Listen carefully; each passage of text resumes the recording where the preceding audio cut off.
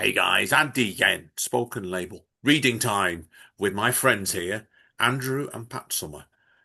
Andrew, you're on first, mate, I believe, aren't you? So take it Indeed. away, mate. Okay, thanks. Thanks, Andy. Yeah, my first poem is called Badgers.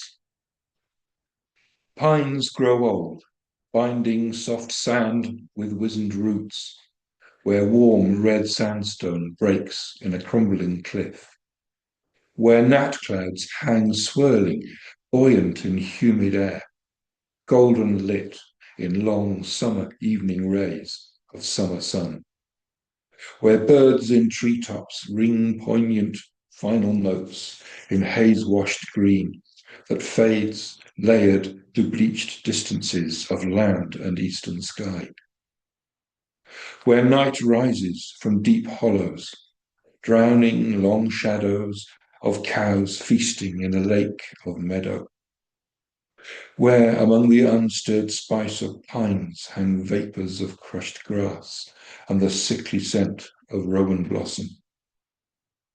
Then how half-heard night noises rise from chambers deep in dark mines. Licorice shining pokes a nose from obscurity, broad-shouldered, strong-pawed, grinning lips. Others follow, making a five-strong, scratching frenzy, grunting, snuffling. Then miscreants ramble, each their own way to make mischief on well-worn paths. Envious, they pause to watch excitably a merciless slaughter by a red-furred reprobate who slinks unnoticed, brushed down along a line of shadow.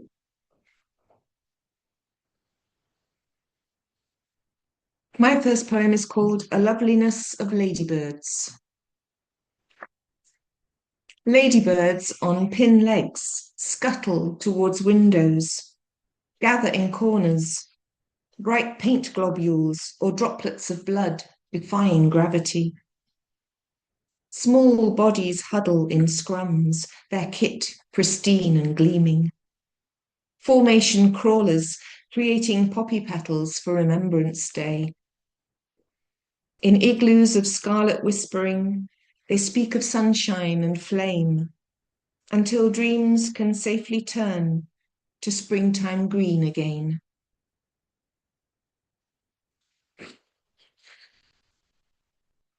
Exiled. I was drawn lumpy with slumber and set stumbling in my envelope of sleep. Above, scent saturated, sang a June morning, and by the rhythm of my feet, lungs searching higher into cleansing sky, I slipped the leash of miles. Flying through a land of trees and rocks, I came to rest, exhausted, on some neglected back lane where hazel trees reached across a wall. And there I found a llama, woolly companionship, breathing humidity across my proffered palm, far from its Andean grazing. Drawing back, he stood stiffly, staring westwards in a sea breeze, watching an empty horizon. My next poem is called Anglesey Farm. I recall Bob's rolling walk, hobnailed boots tinking on stone, and me almost swinging from his leathered hand.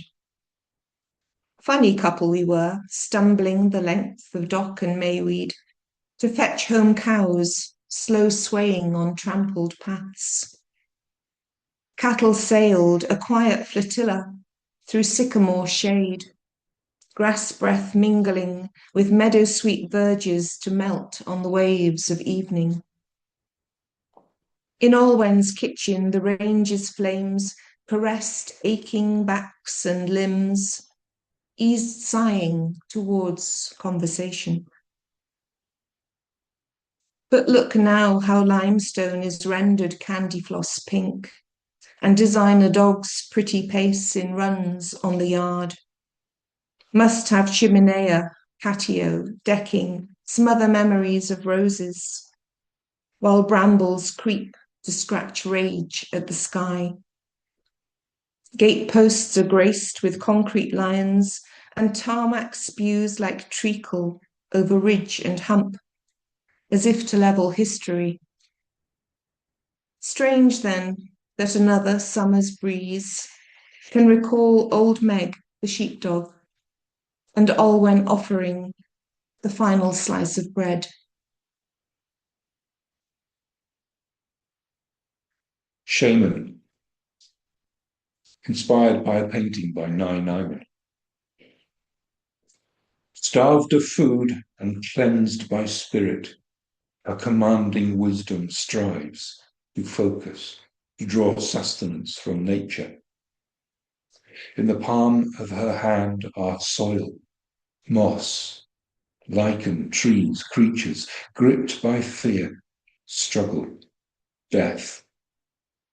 Enfolded among boulders and moss, pebbles of ice for eyes, lichen for hair, birch bark for skin, muscles of white roots, blood of spring water. Breath of spring breezes, fingers and toes of willow twigs, her spirit song, ivy, everlasting and entwining. Steeped in death, vitality, flux, she is a wild bird floating on restless currents of the universe. My next poem is called Easter at Lochaenog, and Becky, if you're listening, this is for you. Like a sudden pang of pain, the forest overcomes me. Thin hands begging for sustenance, silver branches stretch for sky.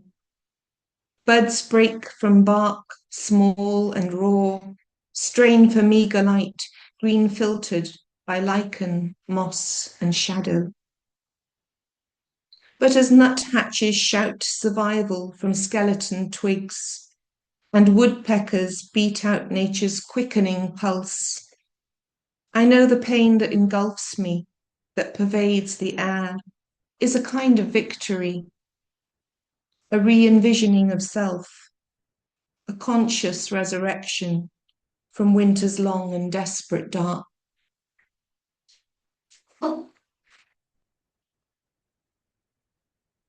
Water boatman, rowing on the Dee. Leaving the evening city, we shatter the stillness of silent reaches, thrusting with our oars, out where the meadow air carries the plain chant of wood pigeons. Beyond the bridge our rhythm breaks, and tired muscles slacken. Hanging blades drip silver on a green wake. Soundless, our eggshell hull carves its knife line through perfect phantom leaves. We break the stillness, tear the translucent world of sky and trees beneath the oars. At length we are still, resting, poised, balanced, as our world dances, sky shakes and leaves tremble on a water breeze. After we have gone, our broken liquid echo widens to infinity, marking our passing deep into the night. My last poem is called This Moment. Somewhere, under a cloud festival, a gazing infant lies. A kingfisher embraces a stream's quiet meander. A man with a half smile feels the world beneath his feet. A dew-eyed calf wonders. While here, evening ambers the chestnut canopy as it shares leaf breath with air from my lungs. And electrons orbiting my every atom know they are planets circling this moment's sun. Thank you. Fantastic. What an absolute great reading that was. I thoroughly enjoyed hearing the pair of you then. I was completely immersed by it then I was. Brilliant stuff, guys. Thank you. Oh, thank Now, you. Thank I you. want to ask you both a quick question, obviously, at the end of this, and something I've not told you both about before. Obviously, we hinted already. There's been a music segment done with this over on the SoundCloud page I will put up. I did notice that Will is involved in this. Is this one of your children? I presume, is it, or Yeah, relative? Will is our son, and he's actually an archaeologist, but Oh, he loves music as well. And it's been one of the joys of doing a kind of a project like this that involves so many people. Is Will has added music to some of our poems. Diana is a musician, composer. She's done the same. She's been able to put films together for us. It's turned into something much, much richer than one single person could do on their own. yeah. It's been a really beautiful thing. It is, and it's a beautiful little SoundCloud file, which I'm going to put the link up to as well, because people deserve to hear it separately, don't you? So that's what I wanted to. I thought Will was your son, but I thought myself, I'm going to have to double check. So how did it feel having bringing Will on board into this project? Did you ask him almost from the beginning? Did you about this? Do the music for you? No, it started actually because I went along to the spoken word event in Llangollen. Oh yes. And normally Pat and I would go. Pat wasn't feeling so good. So Will came along with me and brought his guitar. And I said to him, why don't you try playing over while I read one of my poems? Okay. You could tell he was a bit sort of, what's all this about?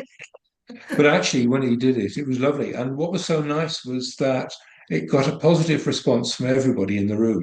You rereading a poem, there's a little murmur in the background of people talking. With William playing, it was absolute silence.